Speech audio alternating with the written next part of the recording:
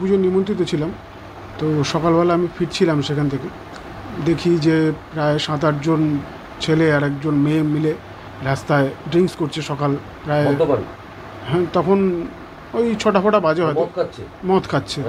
তো আমি যথারীতি বলি, সকাল হয়ে গেছে, এখনও তোমরা এগুলো কেন করছো, এখানে মদ কেন খাচ্ছ? তো উঠে এসে আমাকে মারা শুরু করে দিল। কজন মিলে মারে?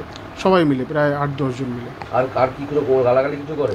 হ্যাঁ, গালাগালি তো দিয়েছি, সেগুলো আমি মুখে আনতে পারছি না। আচ্ছা, আপনি প্রতিবাদ করেছিলেন? আমি প্রতিবাদ করেছি, এখন কেন খাচ্ছ। আচ্ছা, খুব মারধর করে আপনাকে? আমাকে খুব মারধর করে। আপনি কি করেন? আমি একজন পেশায় শিক্ষক। কি শিক্ষক? Drawing teacher. আচ্ছা, কতটা আতঙ্কিত আপনি এই ঘটনায়? অনেকটাই। আচ্ছা, যে আগামী প্রজন্মের কাছে কি বলবো, আমি একটা শিক্ষক হয়ে আজকে মার খেয়ে আসলাম প্রতিবাদ করাতে। যারা মেয়েরা কি এলাকা না বহিরাগত? না, বহিরাগত। বহিরাগত। থানায় জানিয়েছেন? হ্যাঁ, থানায় আমি ডায়েরি করে এসেছি। আচ্ছা, খুব আতঙ্কে আছেন? হ্যাঁ। কি আতঙ্ক তো আছি, আগামী সময়ে দেখা গেল আমি রাস্তায় গেলাম, আবার মারবে। আজকে হয়তো রিপোর্টিং করছি, আগামী দিন আবার মারবে। মারধর করার পাশে হুমকিও দিয়েছে? মেরে ফেলবে, এখনই মেরে ফেলবে আমাকে, এরকম বলে যাচ্ছে ওরা। নমস্কার বন্ধুরা, আমার নাম ধ্রুবজ্যোতি সরকার। রাস্তায় ফেলে আকাশ শিক্ষককে মারধর, নিমতা থেকে গ্রেফতার এক তরুণী, এখনও অধরা বাকি অভিযুক্তরা। বেলঘড়িয়ার নন্দননগরে ঝিলপাড়ে বসে মদ খাচ্ছিলেন 5 যুবক ও এক তরুণী। প্রকাশ্যে মদ্যপানের প্রতিবাদ করায় মারধর, রাস্তায় ফেলে শিক্ষককে কিলচর ঘুষি। সিসিটিভি ফুটেজে ধরা পড়েছে সেই ছবি। নিমতা থেকে এসেছিলেন ওই তরুণী ও 5 যুবক। পুলিশ সূত্রে খবর, ধৃত তরুণীর নাম মন্দিরা মুখোপাধ্যায়, মামার বাড়ি নিমতায়। লখনৌয়ে কাজ করেন মন্দিরা। কয়েকদিন আগে মামার বাড়িতে আসেন। বাকি যুবকদের খোঁজ চালাচ্ছে পুলিশ। বেলঘড়িয়ার নন্দননগরের বাসিন্দা নিরুপম পাল একজন অঙ্কন শিল্পী। নিমন্ত্রণ ছিল কালী পুজো, সেখানেই ছিলেন। 6টা নাগাদ বাড়ি ফিরছিলাম, তখন দেখি রাস্তার মধ্যে 7-8 জন ছেলে আর একটা মেয়ে দিনের আলো ফুটে গেছে, তখন ড্রিঙ্কস করছে। তো যথারীতি আমি তাদেরকে বললাম যে এখন তোমরা কেন এসব ড্রিঙ্কস করছো।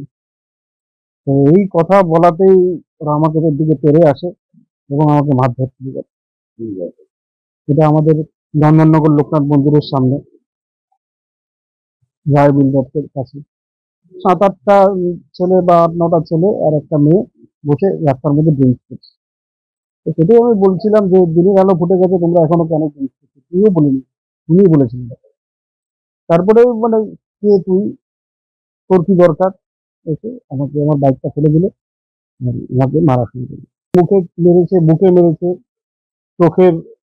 চোখে মেরেছে, মাথার পিছনে মেরেছে। ব্লিডিং নাক থেকে এখনো হচ্ছে, ঠোঁট থেকে ব্লিডিং হচ্ছে, ঠোঁট ফুটে গেছে।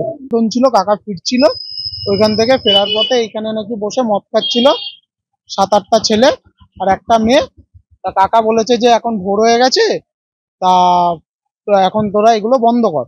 কাকা গাড়ি স্টার্ট দিতে গেছে, তখনই এসে ওরা চট থাপ্পড় কিল ঘুষি মেরে নাক পাক কাটিয়ে দিয়েছে। ওরা ছিল 8 জন যুবক, একটা মেয়ে। খুব ভয় লাগছে, কাকা তো বললোই নাকি যে মেরে ফেলার হুমকি দিয়েছে। সকালবেলা শুনলাম যে এরকম ছেলেটি আমাদের পাড়ারই ছেলে, আঁকার টিচার, প্রায় 100খানিক বাচ্চা ওর কাছে আঁকা শেখে।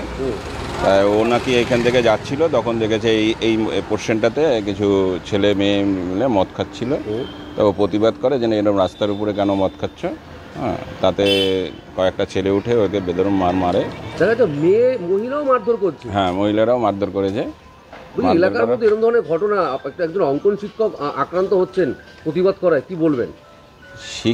শিক্ষা জগতই তো এখন দেখেন আক্রান্ত পুরো। বিষয়টা হচ্ছে এর প্রতিবাদ তো সাধারণ মানুষেরও করা উচিত।